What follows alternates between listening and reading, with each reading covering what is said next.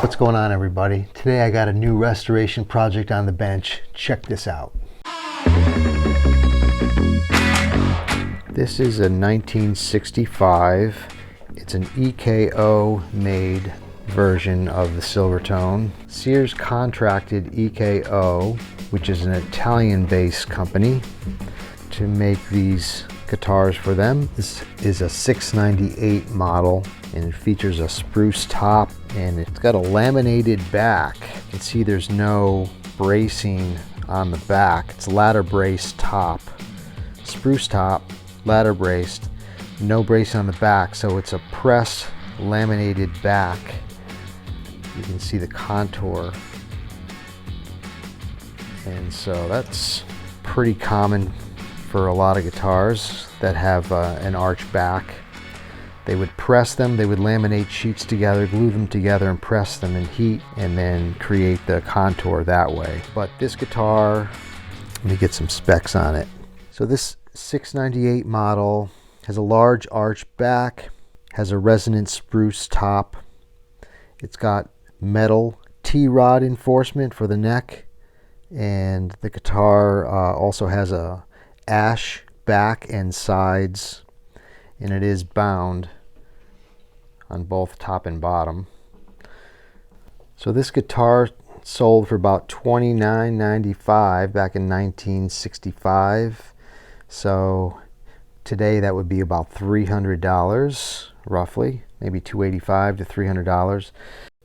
And a couple of the issues I see right away on this guitar is, first thing, I don't know if you can see that neck angle, but the neck angle definitely needs to be corrected. What's interesting is it has a bolt, that strap button, the screw goes all the way through, and so that's kind of suspect as to why they did that. This pick plate, what is this? Something under here.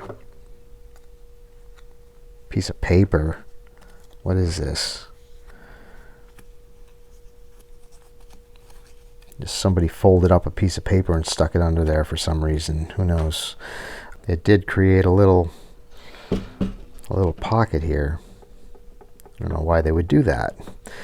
Anyway, there are a number of surface cracks. They just appear to be finish cracks to me, and it's kind of cracked in a kind of a strange way. I'm not sure what this finish is, if it's a nitro finish or if it's some sort of a acrylic, maybe polyester, polyurethane finish. Just looking by the way it's cracked, it kind of looks that way.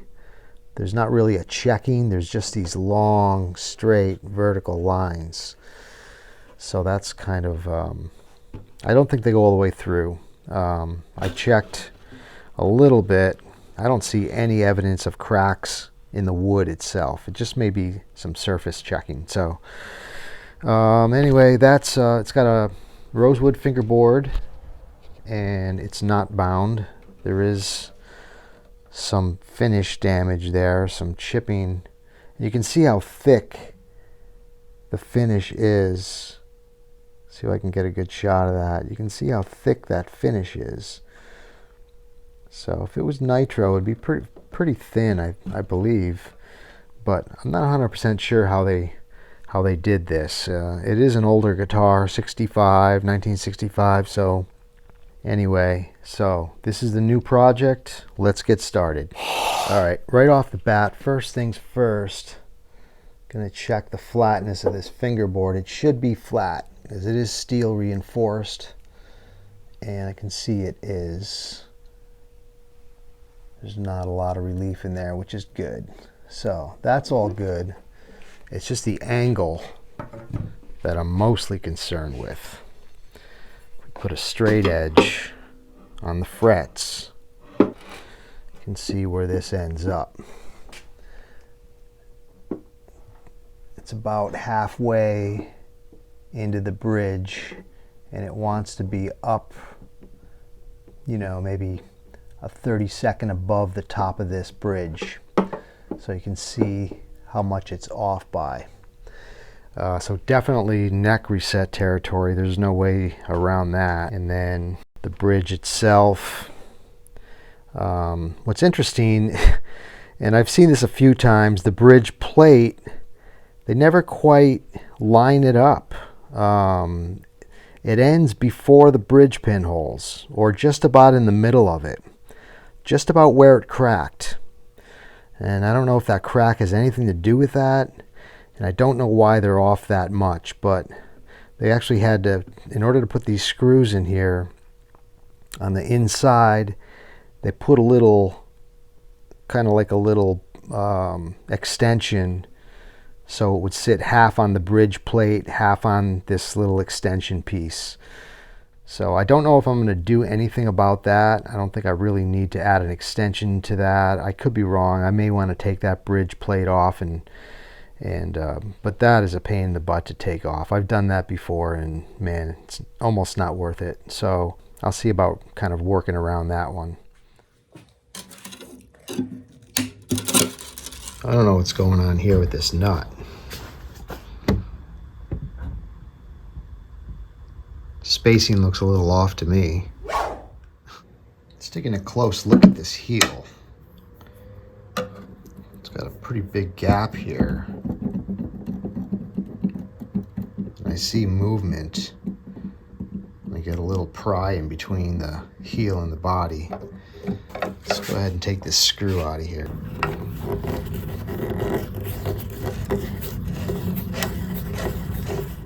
Okay, I had to put a set of vice grips on the inside to hold the nut because it was spinning.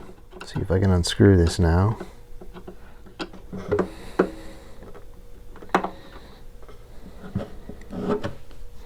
Change my grip.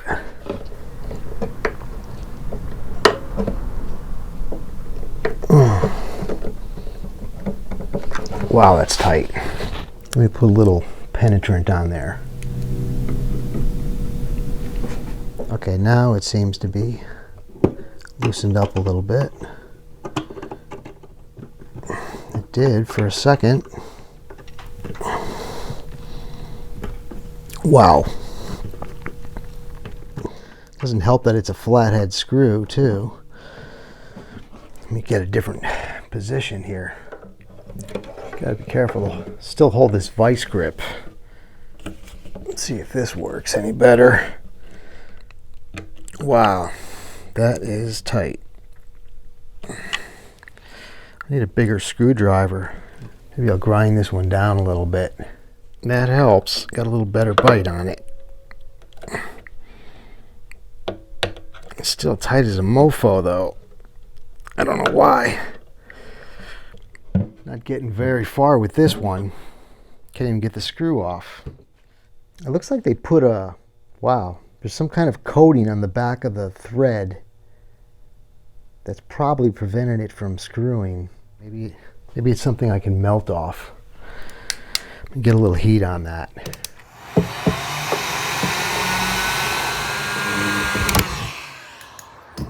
Well, the vice grips are hot with a rag. Wow. Well, plan B. Let's see what I can come up with. Okay, well, if you can't screw it off, cut it off. So I got a little gap between the heel and this end pin here. I'm just want to take a small break here. Just want to remind you to subscribe to my channel. If you like this type of content, go ahead and hit that bell icon. You'll be notified. Also, you can follow me on Instagram at Vindustrial_guitars. Let's get back. Keep it away from the heel best I can and cut this off.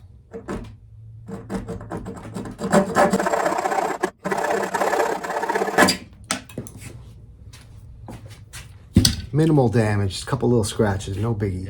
Okay, well there's the screw. And I just nicked it a little bit there. That'll probably buff out. Yeah, okay, there it is. So it's got like a piece of, you can see what was on it. Well, I don't know if you can. There it is. Come on, focus. some kind of plasticky, kind of rubberized coating. Anyway, don't need that anymore. Let's take a closer look at this heel. It's pretty loose in the pocket. You can hear it rocking. I have a sneaking suspicion that if I loosen up this fingerboard extension, I could probably pop this neck right off cold. Let's try that. Okay, so I'm going to add heat to the fingerboard extension, but I want to get this plastic off of here. And here's a little tip. Before you just go and unscrew all these screws that are been sitting there for 50 years or whatever, put a little bit of some penetrating oil, because these screws will break. I learned that one.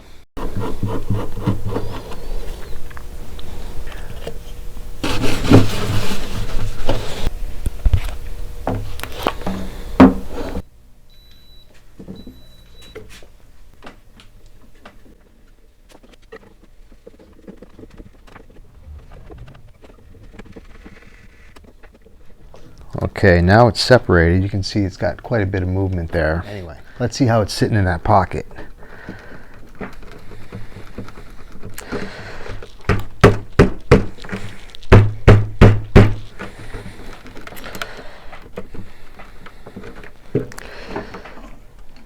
It's pretty loose, but it's not coming off. Look what's going on inside. Let me show you this real quick. Take a look at that block. When I move the guitar, the back is disconnected from the block. The neck is still attached. Well, everything's just sort of loose. See how it's moving? Checking between the heel and the body. This side is a little tighter. I'm just going to heat up my blade with an iron. See if I can get some separation on this side. This other side is already separated. I can see that. This side here is still got some connection. I'm trying to do this without messing up the finish too bad. I can see it's chipping away a little bit. Okay, let's see if it's any looser. It's loose in the dovetail. Something's holding.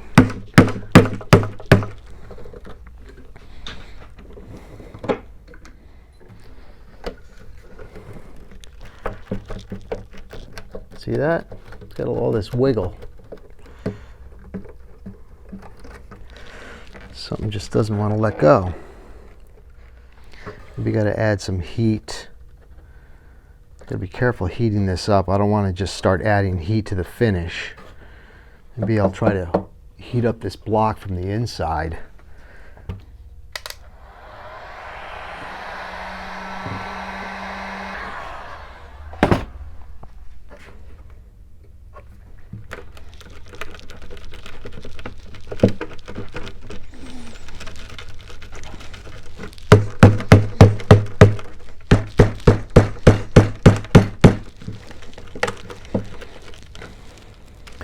Well, let me try one other thing. I'll be right back. All right, I'm back. I got my neck removal jig attached, and I'm just gonna apply some pressure. I'm just gonna use this to apply pressure to the heel. I'm gonna turn this screw down here and see if I can put some pressure on the heel. Hopefully release this thing. Okay, let me loosen this. It's a little cattywampus here. Let me reposition this a little bit, get it a little bit closer. That heel is so narrow, so thin over here. Gotta get this over a little bit, get it closer to the body.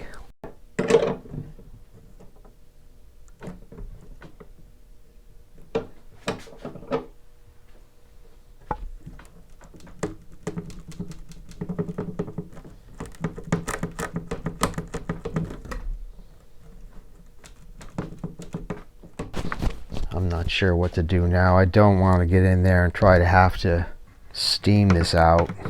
It's almost there. Just try to pressurize this a little bit more.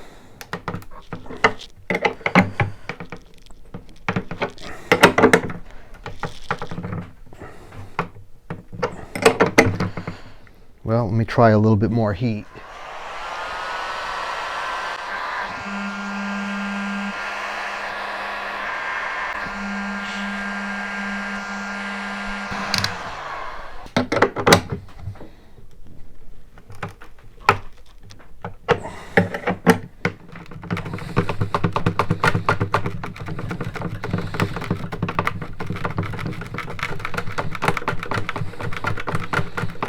Oh, it's separated about 1/8 of an inch from the top. I think it's coming. Let me take it out of this vise for a second. You can see the separation here. Right here. There's a good 1/8 of an inch. So that heel is definitely slid out of that dovetail. It should be completely loose, unless it's just some really kind of a gummy glue that doesn't want to let go. Let me take this jig off. You can see that gap in there. What is holding on? What's the hold up here? I think it's out of the dovetail for sure. This is baffling me. Well, heat is the word. Get a little heat right on that heel block.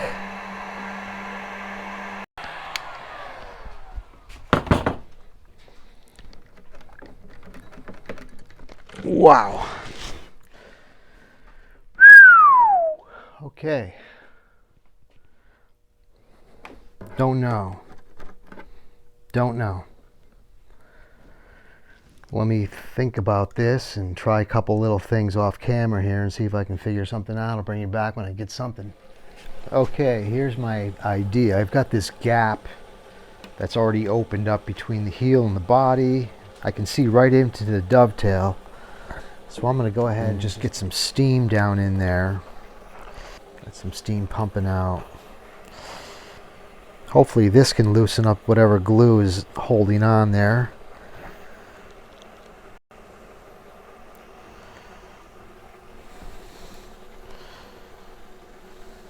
And this might actually work. Let's see.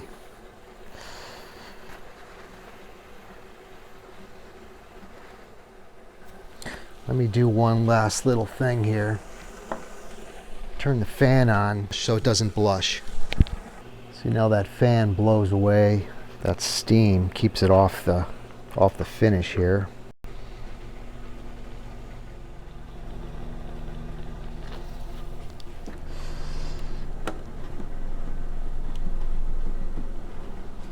Something is still holding on in there. It's the weirdest thing. You can see glue coming out. Look at this glue. There's a big gob of glue. Look at that. I think they just have a ton of glue in there.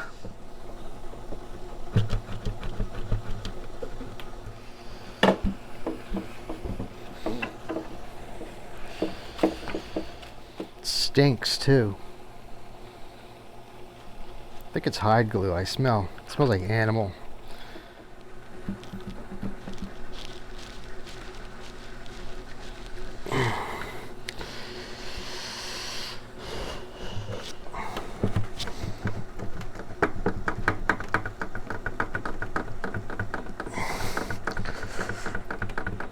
I've never seen it this loose and not come right out.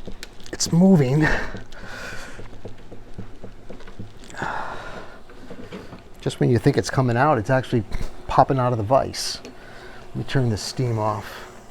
I mean, it's dropped a 1/2 inch. I can fit my finger under there. Still not letting go.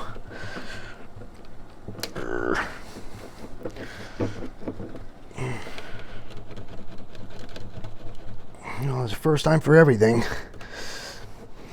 Talk about stubborn. I think it's this real wide heel. The dovetail is really wide. Here it comes. Man, centimeter by centimeter. Ah, finally. Okay. Yeah, there's no taper on it. There's a taper to the dovetail. It's more of a mortise and tenon. So it wasn't loosening as it was lifting out. Whew, let me catch my breath. I'll be right back. Look at that shim. It's about 3/16 of an inch. I've never seen a shim that crazy. Wow. There's the reinforcement. Let's see if it's a T-shape like they say it is. Yeah. Right there you see the little T-shape.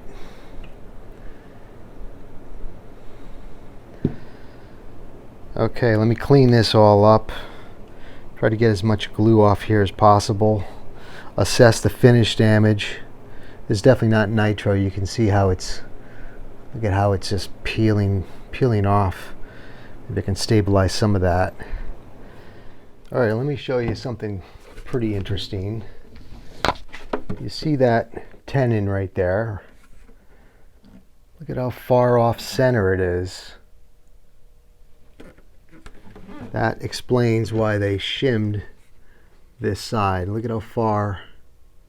I don't know if you can see that, but it's way off center. So that's kind of strange right there. Anyway, I think that's enough excitement for this week in this video. If you're still watching and you like this kind of content, go ahead and subscribe to my channel. If you want to see more, hit the bell icon to be notified. And peace out on this one, guys. Take care.